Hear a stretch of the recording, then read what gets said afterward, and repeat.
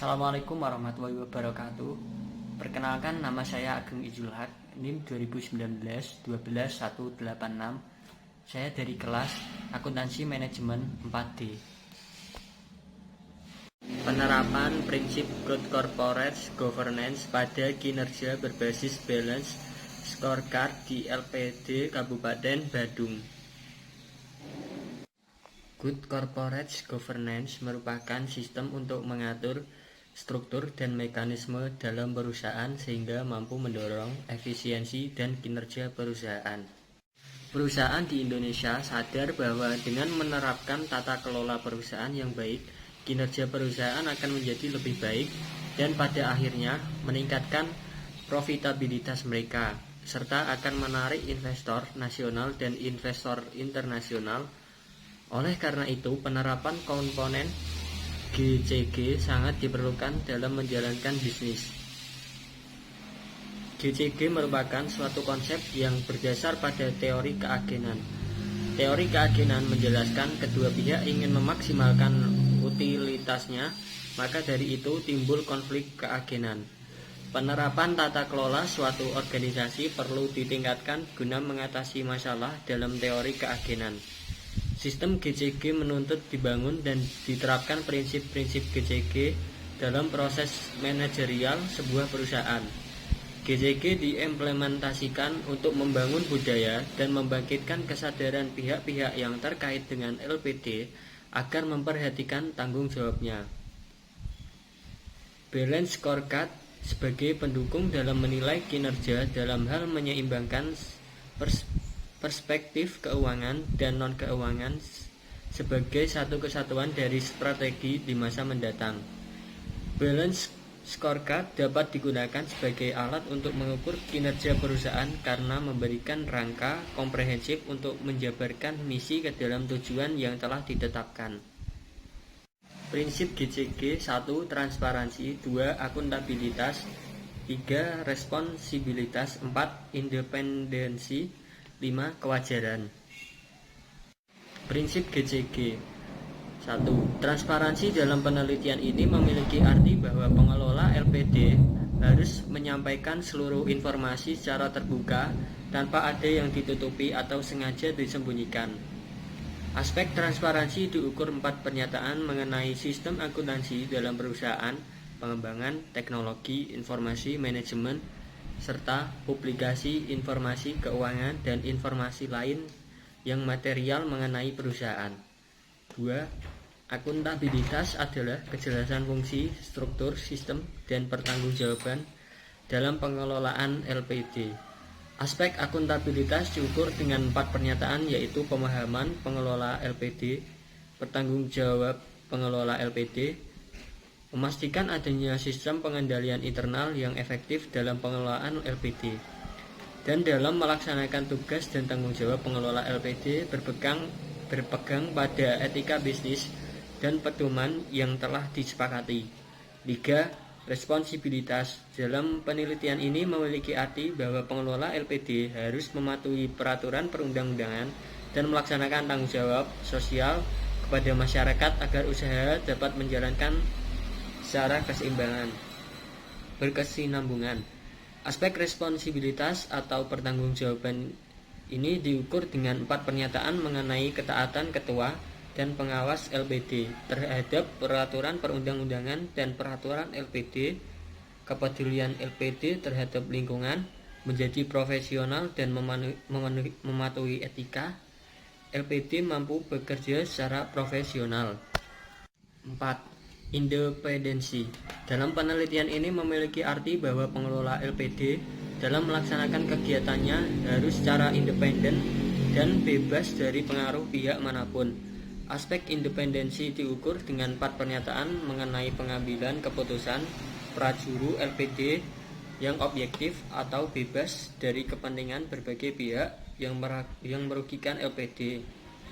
Prajuru LPD dapat dihindari terjadinya dominasi oleh pihak manapun, menghindari benturan kepentingan, menjalankan aktivitas LPD dengan baik dan dinamis. Yang kelima, kewajaran. Dalam penelitian ini memiliki arti bahwa pengelola LPD harus memperhatikan hak semua pihak, Aspek kewajaran diukur dengan 4 pernyataan mengenai kesempatan krama desa atau anggota LPD berpendapat, keadilan pengelola terhadap anggota, dan memberikan kesempatan yang sama dalam penerimaan karyawan bagi krama desa, wajar dalam mengungkapkan informasi. Pengukuran kinerja berbasis balance scorecard menggunakan 12 pernyataan yang terdiri dari 4 perspektif, yaitu perspektif keuangan, perspektif nasabah, perspektif proses bisnis internal, serta perspektif pembelajaran dan pertumbuhan masing-masing perspektif terhadap 3 indikator pernyataan. Instrumen yang digunakan dalam penelitian ini merupakan kuesioner yang terdiri dari 6 bagian dengan jumlah pernyataan 32 item. Populasi pada penelitian ini adalah seluruh LPD di Kabupaten Badung yang terdaftar di LPD Kabupaten Badung berjumlah 122 LPD. Metode penentuan sampel yang digunakan pada penelitian ini adalah metode non-probability sampling dengan teknik purposive sampling. Terdapat 72 LPD yang memiliki lebih besar 79 yang termasuk dari kategori LPD sehat, dan sisanya 22 LPD termasuk dalam kategori cukup sehat. 15 LPD masuk dalam LPD kurang sehat, 6 LPD termasuk dalam LPD tidak sehat. Yang menjadi responder dalam penelitian ini adalah kepala LPD. Data penelitian ini diperoleh dengan menggunakan metode kuesioner, wawancara, dan dokumentasi. Teknik analisis yang digunakan dalam penelitian ini adalah teknik analisis regresi linear berganda atau multiple linear regression analysis. Penelitian ini merupakan penelitian kuantitatif. Lokasi penelitian dilakukan pada lembaga perkreditan desa yang ada di Kabupaten Badung. Hasil penelitian ini menunjukkan bahwa penerapan prinsip responsibilitas berpengaruh signifikan. Sebagai prinsip transparansi, akuntabilitas, independensi, dan kewajaran tidak berpengaruh signifikan terhadap kinerja berbasis balance scorecard, di mana para prajuru LPD secara tidak langsung akan menerapkan prinsip responsibilitas yang sudah mengandung unsur transparansi, akuntabilitas, independensi, dan kewajaran pada saat LPD melaporkan pertanggungjawaban kepada krama desa. Materi selanjutnya yaitu pengungkapan corporate social responsibility, kinerja lingkungan, dan nilai perusahaan. Ketatnya perusahaan dunia bisnis turut serta mendorong perusahaan go public, termasuk perusahaan manufaktur, untuk terus mempertahankan kelangsungan usahanya dalam jangka panjang dengan cara meningkatkan nilai perusahaannya. Perusahaan manufaktur adalah perusahaan berskala besar yang terdiri dari 3 sektor, yaitu sektor industri, dasar, dan kimia, serta aneka industri, serta sektor industri barang konsumsi, serta sektor industri barang konsumsi atau consumer goods adalah salah satu sektor dari perusahaan manufaktur yang berperan aktif di pasar modal Indonesia dan masih menjadi pilihan utama investor dalam menanamkan dananya, serta termasuk investasi yang menjanjikan di Indonesia. Sektor consumer goods juga memiliki peran yang penting dalam upaya menyejahterakan kehidupan masyarakat, karena produknya digunakan untuk kebutuhan hidup sehari-hari serta dapat bertahan terhadap krisis. Hal tersebut kemungkinan besar yang membuat sektor industri consumer goods cenderung lebih diminati investor dan menjadikan sektor industri consumer goods sebagai sarana untuk melakukan investasi jangka panjang. 4. Independensi. Dalam penelitian ini memiliki arti bahwa pengelola LPD dalam melaksanakan kegiatannya harus secara independen dan bebas dari pengaruh pihak manapun. Aspek independensi diukur dengan 4 pernyataan mengenai pengambilan keputusan prajuru LPD yang objektif atau bebas dari kepentingan berbagai pihak yang merugikan.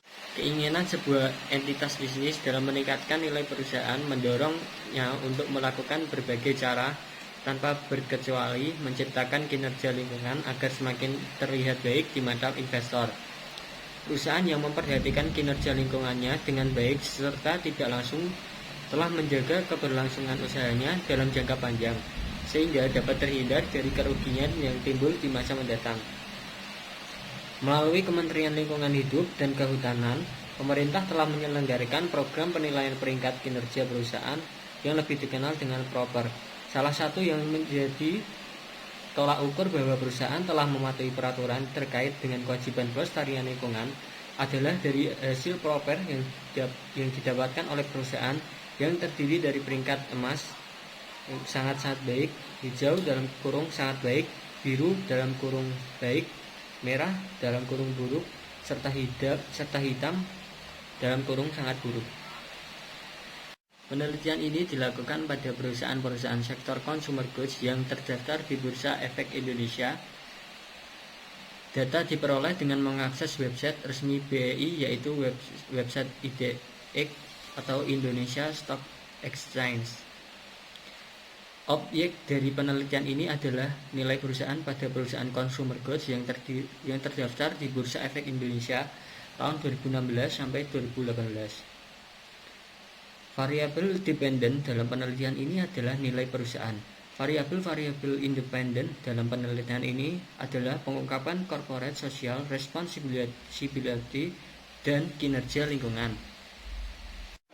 Jenis data yang digunakan dalam penelitian ini adalah data kuantitatif berupa angka-angka mengenai total aset, total liabilitas, dan kapitalisasi pasar, serta jumlah item pengungkapan CSR yang diperoleh dari laporan tahunan perusahaan sektor consumer goods yang terdaftar di Bursa Efek Indonesia atau BEI tahun 2016 sampai 2018. Data kuantitatif dalam penelitian ini juga berupa skor perusahaan consumer goods yang sesuai dengan kategori peringkat warna dalam PROPER. Sumber data dalam penelitian ini adalah data sekunder berupa data time series yang diperoleh dengan mengunduh laporan tahunan perusahaan-perusahaan sektor consumer goods yang terdaftar di BEI tahun 2016 sampai 2018 yang tersaji dalam situs resmi BEI, yaitu Indonesia Stock Exchange. Penelitian ini menghasilkan pengungkapan corporate social responsibility berpengaruh positif pada nilai perusahaan consumer goods yang terdaftar di Bursa Efek Indonesia dan mengikuti peringkat PROPER periode 2016 sampai 2018. Sedangkan kinerja lingkungan tidak berpengaruh pada nilai perusahaan consumer goods yang terdaftar di Bursa Efek Indonesia dan mengikuti peringkat PROPER periode 2016 sampai 2018. Alasan dipilihnya sektor industri consumer goods adalah perusahaan-perusahaan tersebut dianggap paling tahan banting dan produknya mencakup kebutuhan hidup sehari-hari atau kebutuhan pokok sehingga mampu mempresentasikan seberapa besar tingkat konsumsi masyarakat. Sektor consumer goods juga relatif rentan dengan isu lingkungan karena berhubungan langsung dengan sumber daya alam dalam proses produksinya menghasilkan barang jadi. Sektor ini rawan untuk terjadinya pencemaran lingkungan yang diakibatkan dari adanya limbah jika tidak diatasi dengan baik. Materi selanjutnya yaitu nilai, SES, profitabilitas perusahaan, dan praktik perataan laba. Investor cenderung hanya terpaku pada laba yang tersaji dalam laporan keuangan tanpa memperhatikan prosedur yang digunakan oleh manajemen dalam menghasilkan laba tersebut. Begitu pentingnya informasi laba ini menyebabkan manajer melakukan tindakan yang membuat laba akan terlihat lebih stabil. Hal tersebut disebabkan laba yang stabil menunjukkan keberhasilan kinerja manajemen di mata investor.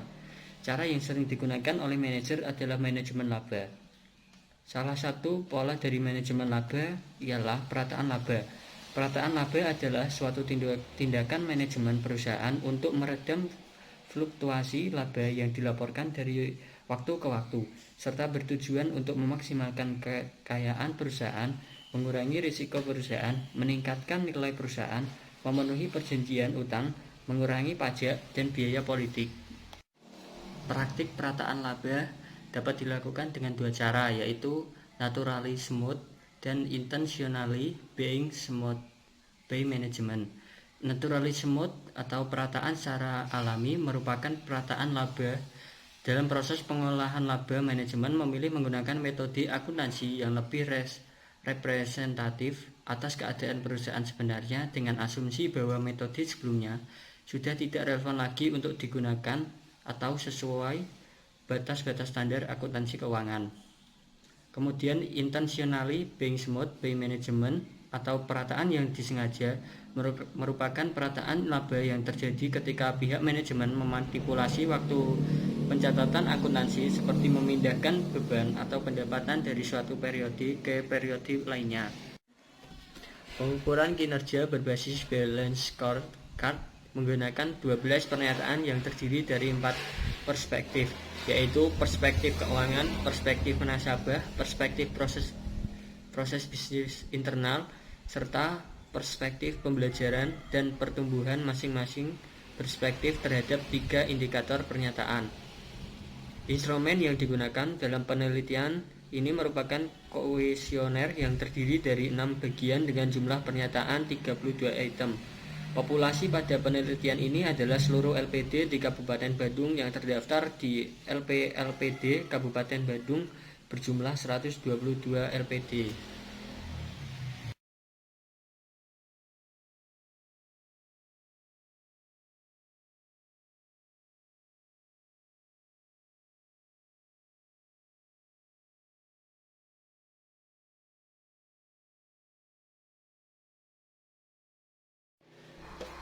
Kemudian nilai perusahaan yang tinggi berarti citra perusahaan dianggap baik bagi investor sehingga investor berkeinginan membeli saham tersebut.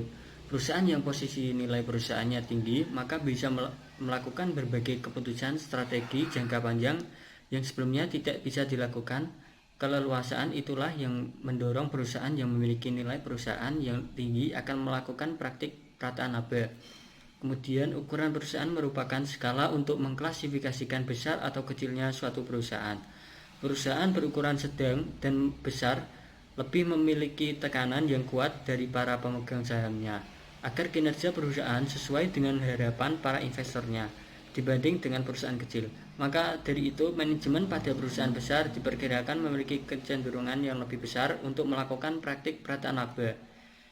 Kemudian profitabilitas merupakan rasio yang digunakan untuk mengukur kemampuan perusahaan dalam menghasilkan laba bersih. Stabilitas tingkat laba dapat diperoleh dengan meminimalkan atau memaksimalkan laba pada periode tertentu, di mana hal ini lebih mudah dilakukan perusahaan dengan tingkat yang profitabilitas yang tinggi karena manajemen tahu akan kemampuan perusahaan untuk mendapatkan laba pada masa mendatang sehingga memudahkan dalam menunda atau mempercepat laba. Oleh karena itu, perusahaan dengan profitabilitas yang tinggi cenderung melakukan praktek perataan laba dibanding perusahaan dengan tingkat profitabilitas lebih rendah. Alasan penulis memilih perusahaan perbankan untuk diteliti karena fenomenal kasus perataan laba yang belum lama terjadi di perusahaan perbankan yaitu Bank Bukopin Tbk pada tahun 2018 serta karena sektor perbankan adalah sektor sentral perekonomian bagi suatu negara. Karena dari situlah asal jantung pendapatan suatu negara. Pengendalian yang dilakukan oleh pemerintah pun lebih kuat daripada sektor industri yang lainnya. Hal ini membuat saham perbankan terjadi banyak diminati investor. Oleh sebab itu, penulis ingin mengetahui apakah saat perusahaan banyak diminati para investor dan menjadi bahan ketertarikan pemerintah akan tetap menjalankan praktek perataan laba atau tidak. Karena nantinya informasi laba yang akan diperoleh oleh pengguna laporan keuangan akan digunakan sebagai pengambilan keputusan investasi.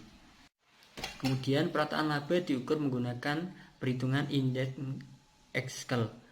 Kemudian nilai perusahaan pada sektor perbankan yang terdaftar di Bursa Efek Indonesia atau BI periode 2016 sampai 2018 dalam penelitian ini diukur sebagai price to book value atau PBV yang dihasilkan dari rasio antara nilai pasar ekuitas perusahaan terhadap nilai buku ekuitas perusahaan. Kemudian ukuran perusahaan pada sektor perbankan yang terdaftar di Bursa Efek Indonesia atau BI periode 2016 sampai 2018 dalam penelitian ini diukur menggunakan logaritma natural dan total aset.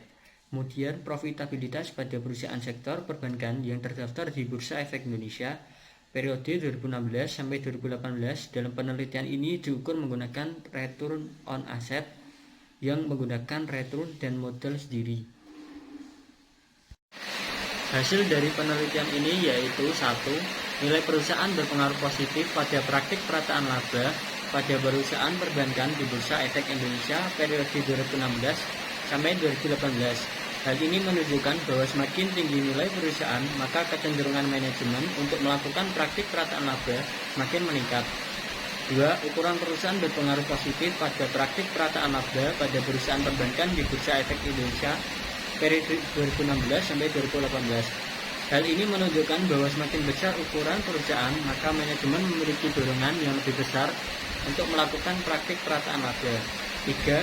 Profitabilitas tidak berpengaruh pada praktik perataan laba pada perusahaan perbankan di Bursa Efek Indonesia periode 2016 sampai 2018. Hal ini menunjukkan bahwa tinggi atau rendahnya tingkat profitabilitas tidak dapat mendorong manajemen untuk melakukan praktik perataan laba.